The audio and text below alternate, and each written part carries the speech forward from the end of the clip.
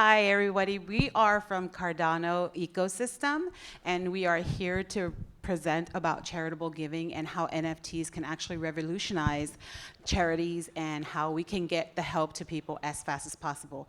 I'm Lucy, aka ADAGurl, and I am a Cardano ambassador. I have also done several other things in the ecosystem. And then we have three wonderful panelists here.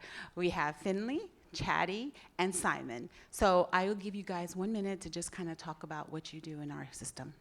Sure. My name's Finley Lepic. I'm the founder and artist for Keyboard Warriors on the Cardano blockchain. I've been in Cardano for about 2 years now. My game, it's an NFT collection that's an RPG game, online card game, and we're looking to expand it in the metaverse. Yay. My name is Chadi. I do two things primarily on the blockchain at the moment. I have my own art, so I am an artist, but I've also co-founded the second largest marketplace, NFT marketplace in Cardano. And we are in talks on how we can utilize the marketplace for charitable giving, which is why I'm here today, and we'll talk about that later. And hello, and first of all, thank you NFT.NYC to enabling us to have this stage, and also the Cardano community for raising it. I never thought my first time in New York would be like coming to speak at a stage like this. But what do? I recently graduated, and after that I have been building Directed Development Foundation, and we do free coding bootcamps for high potential under-resourced students in sub-Saharan Africa. We use blockchain to facilitate scholarships to the students in need, and NFTs as a way of showing appreciation to those who support our cause. Thank you, guys. That was awesome. Okay, so what we're gonna do is just go ahead and ask a question to each panelist, and then they're gonna have like 5 minutes to talk about the question, and then anything else you guys want to add. Okay. So for Finley, since you're closest to me, the question I have for you is, what does charity NFTs mean to you, and why do you feel like they are important? So charity NFTs to me is the future. When I think of this space and I think of NFTs, trust is probably one of the biggest problems when it comes to this space. And being able to see where your money's going to on the blockchain is huge.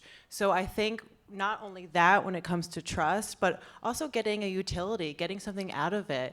And then on the secondary even, having royalties that would go to the charities as well. So I think more than anything, that will bring more people into the NFT world because it will allow people to give and get in return. My collection is based on online trolls. It's Keyboard Warriors, that's what it's called. So we try to keep it as a safe environment and a safe space by letting loose but not being mean. And the gameplay allows you to battle through your words. So you could use memes, you could use GIFs, just have fun with it, but again, make it a safe space. Our goal down the line is to put towards mental health charities, dealing with online bullying and trolling, because it's such a massive thing. And again, I think people really want to be able to let loose, and we can come off pretty nasty. And I want to keep the NFT space a little bit positive. Definitely more kinder, yes, right? Yes. And I do like your focus on internet bullying and cyberbullying, because that's a big deal right now. Yes, so it's huge. It's huge. Not even just in Web3, it's all over the place. Yeah. I mean, I remember when you were bullied on Twitter. That's right. I mean, because this is an actual thing that happens. The irony is, the more we get followers, the more we get trolls. That's right. And we're here to talk about charity too. So one thing that I see that you guys are doing is exactly that. So trying to take ownership of that narrative, and once you have ownership of it, you're kind of seeing how you can transfer that back to the charities. And I love that about your project. Thank you. Thank you. Yeah, I like that. So great. So Chadi, you have had experience with having NFTs for charity. Can you talk about your collaboration with Shook Boys? Yes, so one of our friends has a charity in Vegas which is called Shook Boys, and it's a registered charity. And the thing they did was they raised money through NFTs for that charity that deals with mental health and how to help, how they can help people with mental health issues through the artwork that we did. The ones I did were kind of like motivational, and I was trying to portray them that way. Though if we talk about how we can revolutionize that even more, the cool thing is with the NFTs is that on Cardano, the way it works is you can nominate a wallet where automatically if anyone buys anything, it splits everything up. I decided to give all my shares to the charity so I don't get royalties myself. But we could have, in the metadata, we can clearly and transparently tell people where that money is going. The artist is getting 20%, the charity is getting 80%. And then we can actually track that through the blockchains. So through different scanners on the blockchain, we can see where that transaction went, from that transaction, how it was split to which wallets. And then my wallet is well known. It has my, what we call an ADA handle. People can find it very easily. And they can see if I am getting anything from that, or did I stay true to my word and I'm not getting anything from it as an artist. So even if they do not trust, there's a way for them to find that trust themselves without us having to do it, because that's the beauty of the blockchain. So there's so much that can be done. For example, on Plutus Art, one thing we're doing, the Cardano Foundation this year, what they've done is they've teamed up with the UNHCR. It is the division of the UN that deals with refugees. Me being Lebanese, going through a civil war, my parents had to leave the country too. They weren't necessarily refugees, but we know people that were. In that region alone, there's a lot of refugees. So when I was approached by the Cardano Foundation and I was asked to do something with them, the first thing that popped to mind is, okay, how can I utilize what I do, both on the artistic front and on the marketplace front, and how can I use this for good? And not only good, but traceable good. It's extremely traceable. People can easily see what's happening. They can see where their money's going. So we're in talks right now with them. Nothing is concrete yet, but we're in talks of maybe me, the artist, I can do an art project, which is somewhat traditional in terms of fundraising, because we are fundraising and the money goes to the charity, like the UNHCR themselves. And there is the other aspect I do, which is the CEO of Plutus.art. How can I utilize that platform and increase, if not increase the amount of money we raise for them, at least increase the awareness? Because one of the biggest issues that the UNHCR has is awareness on the smaller crises. You get a lot of the bigger crises right now, like the Ukraine war, the Ukraine refugees. You have other crises like the Turkish earthquakes. Those have a lot of eyes on them at the moment. But you have so many mini crises happening all around the world. And the UNHCR themselves, due to their mandate of human rights, they cannot just let them go. They can't say, oh, sorry, we don't have this for you. Yeah. So what we can do as a marketplace is make sure we just buy a little thing, learn more about this. What does the UNHCR do? When you're checking out and you're checking all those numbers, okay, I'm paying this much in fees, I'm doing this, maybe a little question there. Yeah. Or maybe, do you want to round up? You know, do you want to round up? And this goes to the UNHCR. A little opt-in, where we're not forcing anyone to donate, but we're saying, here, how about you opt in, because this is what the UNHCR does. Yeah. So there's a lot that we can do as a marketplace and as artists. I totally agree. And I think because blockchain has that immutability and traceability, that people feel more comfortable kind of giving, because they know it's going to go to where it needs to go. Where right now there's a lot of scandal about people that, you know, you give to United Way and only like 1% goes to the actual people that, you know, that you can help. 99% goes to the foundation. So yeah, I love that idea. Simon, you are the CEO of Direct Ed. You guys are already having an NFT that contributes and is a charity. Can you talk to us about that? Yes, and first of all, I'll talk a little bit about the background of what we do. So Many years ago, back in 2010, there was a 7.5 magnitude earthquake hitting Haiti. The American Red Cross rallied to their support and was able to raise as much as $500 million to rebuild Haiti and get things done on the ground. But the problem was, many years later, only 6 homes had been built. And all the donors were left asking what happened to the money. Now, I'm sure they did a lot of things on the ground, but it was very unclear. Even in the Senate reports afterwards, commissioned by the US government, they reported on a high level. Where did the money go? It's very hard. And the way I saw that was in 2 ways. It was a failure of transparency, but also a failure of producing long-lasting impact that could sustain the country. So Directed Development Foundation is really seeking out to address both of these issues, building a charity that enables the people to lift up themselves, creative through education, but also bring about this transparency. Now, what we do is then scholarships and free coding boot camps targeting remote employment. And now the way we have decided and we realize that NFTs are valuable is in many ways. So first of all, you can prove to the tax authorities that this is, I've proved on-chain that I've donated, as one thing. But another thing is you can actually use NFTs and you can gate content. In our case, we, because we want to, differentiate people who support in different levels. We have, lower donations give access to a progress page, so you can see the money, the scholarships, conditionally. How are the students I'm supporting doing? But also on higher tiers, well, if I am a higher super donor, we invite you to an exclusive dinner held in Oxford, for example. And then if you're sort of in between, you get access to the same coding material as the students. So you have all of these differentiators, and it becomes quite easy for us on a purely technical side to differentiate those and give access to different content based on that. Now, another thing that's also very good and very simple to implement with NFTs is the governance itself. So you can actually give your donors actual power and decision and able to sort of participate.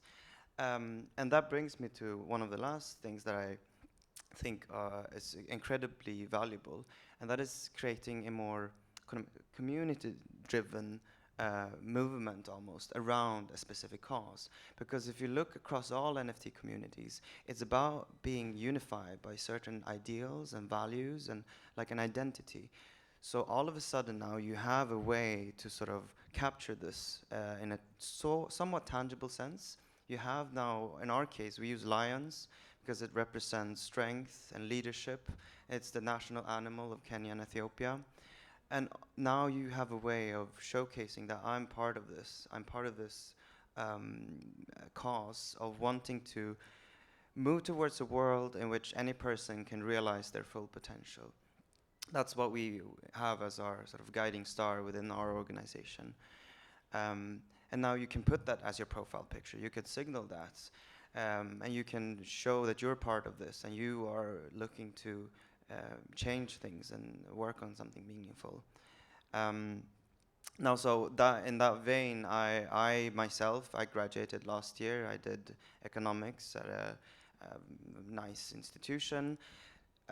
But I chose to take this risk. I have 80,000 in student debt, but I wanted to like, okay, I'm gonna do this at least for now, and I'm not gonna think too much about that. But I have been very fortunate to have been supported by EduDAO and organizations that wants to help young entrepreneurs, HomeDAO as well, to be able to go here. I wouldn't have been able to afford this without this kind of support in the first place. And so I'm also a beneficiary of other people being willing to like help me, but also I'm someone that's what I want to achieve as well. Paying it forward. So we got this cycle of Well, I think that you should do an NFT charity for student debt. True. Like, come Yeah. on. We need it too. We need help, y'all. Yeah. No, I love it. I love your ethos and everything that goes along with it. But I think that we do need to keep in mind that charity NFTs deserve more exploration. They also deserve more use cases that we can use all the time. Oops. And, you know, really transparency and immutability is the cornerstone for these charity NFTs to really thrive. I just wanted to jump in and say there's a lot of charity happening on all blockchains. Like, yes, we are very Cardano focused, but that's the beauty of Web3 is that people, if you haven't been in Web3 for long, you are usually surprised. I hear a lot of people that are new to the environment that tell us, oh, wow, you guys are so nice. Like, there's a lot of niceness. It's true, we're nice, y'all. Yeah, like Web3 is an inviting community. Web3 is a helpful community.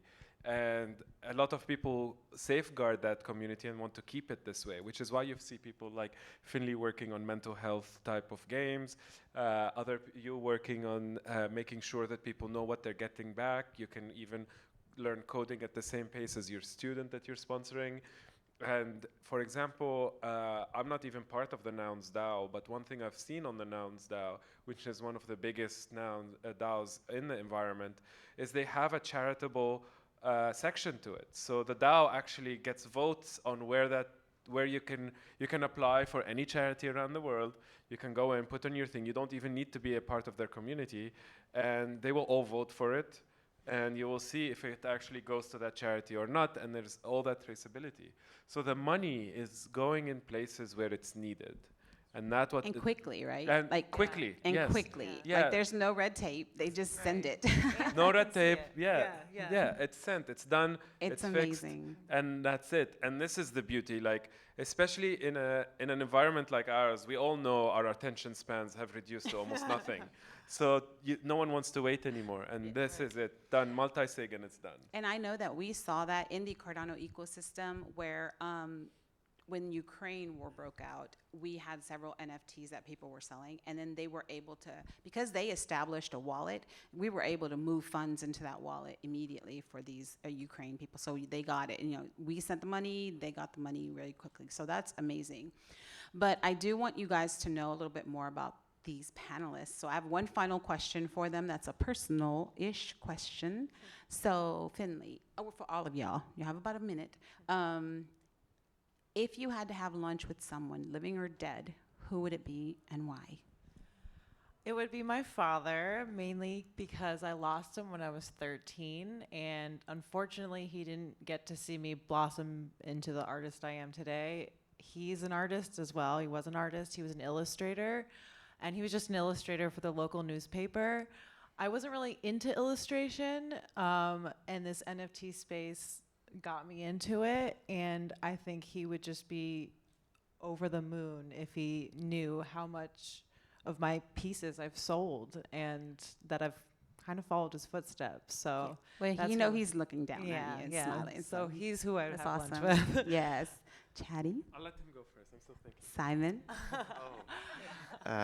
First, well, so the person I had in mind is Gandhi, actually. I think that's one of the most inspirational leaders that have kind of inspired me, and in particular the way he was able to affect change through peaceful protest against all odds, and leadership through not just speech but through action. And for me, that's really what it boils down to, because it's easy to say a lot of things, especially in this day and age. There's a lot of greenwashing, there's a lot of things happening, but I think just doing it, like going to the root problems and leading the way. That's amazing. Thank you for sharing that. And Chadi? I'm glad. Oh, wait. Best for the last, right? Because Gandhi was on my list. So I have to choose someone else now. No, really, because everything you said is true. To me, that whole peaceful protest, he revolutionized how you do things, and that's important to how we live today. I would probably say Satoshi, because in that act of rebellion of creating Bitcoin has revolutionized everything we do today. And that was an act of rebellion, whether people want to say so or not. It is such a beautiful act of rebellion that people dismissed it first, attacked second, still attacking today, but they have no choice but to adopt it. Like, we've seen China go into digital currencies. We're seeing the US going into digital currencies. We see the euro going into digital currencies. And the whole cryptography in cryptocurrencies and all of that started with that white paper. Absolutely, and that's why we're all here. NFT.NYC would not be possible without Satoshi. So yes, that's a great choice for sure. But I really want to kind of tie it all together that the reason that I asked that question is because we're all here because something inspired us, something drove us here. And charity is the same way. People feel a connection, a passion for some kind of charity. And if you do feel that, then NFTs are probably right for you and the way to go. So thank you guys. So we have a question for you. Oh my gosh. No fair. Okay. We still have some time. I okay. realize we have 5 more minutes. Okay. You see, it's efficient. We can have questions from the audience. Absolutely. If you guys want questions or if you have questions, Yeah, let think me know. about a question. Yeah, she has a question. Yeah, Yeah. you have a question? Yeah, go ahead. Well, They wanted to drill me, so you ask your question. Yeah, please go ahead. Ask. I'm a student at the Fashion Institute of Technology, and I'm considering there's a contest happening at our school. And my project that I'm going to be submitting is around women life freedom because I'm half Persian, and this movement that's happening. I would like to tie it to a charity. However, I did something with that. aside from me doing like charity donations like at the church or what have you and volunteering, I don't even know how to even entertain or present that in my project. Okay. And I'm looking for some guidance. So We can definitely talk to you offline about it. We can kind of meet you right after. I because also they're went to telling us it's time Parsons. out. I know all about the fashion, so I can definitely guide you in a good direction on that. Yeah. Awesome. I just That's want to great. say quickly that I did make a piece of artwork with exactly the Farsi words, which you just said. Yes. So, but you have to be very careful in donating to Iran because it's a sanctioned country, unfortunately. So you'd have to find a way through the UN or something like that that focuses on that. So be very careful that way. Yeah. Thank you for your question. And I guess we're out of time, y'all. We're out of time. We're out of time. One last thing I would just wanted to mention is that one of the cool things we are doing to create this community is we're integrating with a game called Cardano Warriors to bring about the donors to meet the students as well in a virtual environment. And so that's something we announced today, actually, and that's why I almost forgot. I wanted to say that. Okay, awesome. Well, thank you all for listening, and we were happy to be here, happy to be part of NFT.NYC. And if y'all have any questions, we'll be around for sure. Thank you, guys. Thank you. Thank you. Thank you. Thank you so much.